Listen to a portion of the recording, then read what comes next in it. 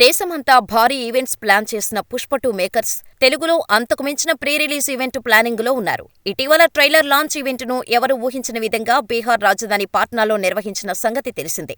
Next wild fire event ను చెన్నైలో November 24న grand గా నిర్వహించబోతున్నారు. ఆ తర్వాత దేశ ప్రధాన నగరాల్లో ఈవెంట్స్ చేసి ఫైనల్ గా హైదరాబాద్ లో ప్రీ రిలీజ్ ఈవెంట్ నిర్వహించబోతున్నారు. ప్రస్తుతం ఈవెంట్ ఎక్కడ చేస్తే బెటర్ అనే విషయం మీద చర్చలు జరుగుతున్నాయి. కానీ నవంబర్ 30న హైదరాబాద్ లోని రామోజీ ఫిల్మ్ సిటీలో ఈవెంట్ చేసేందుకు అనుమతుల కోసం పోలీసులకు దరఖాస్తు చేశారు మేకర్స్. అయితే ఇక్కడే కొంత టెన్షన్ వాతావరణం నెలకొంది. హైదరాబాద్ లో గత కొన్ని రోజులుగా ఎటువంటి భారీ ఈవెంట్స్ కానీ, అవుట్డోర్ డీజే సౌండ్స్ కానీ, ర్యాలీలు కానీ చేసేందుకు నిషేధం విధించారు. దాంతో ఇప్పుడు పుష్ప ఈవెంట్ కు పర్మిషన్ వస్తుందా రాదా అనే అనుమానం మేకర్స్ కు ఉంది. పుష్ప లాంటి భారీ సినిమాకు ఇండోర్ ఫంక్షన్ కుదరదు. కాబట్టి మేకర్స్ అవుట్డోర్ లో చేయాలని చూస్తున్నారు. అందుకే ఆర్ఎఫ్సీలో ప్లాన్ చేస్తున్నారు.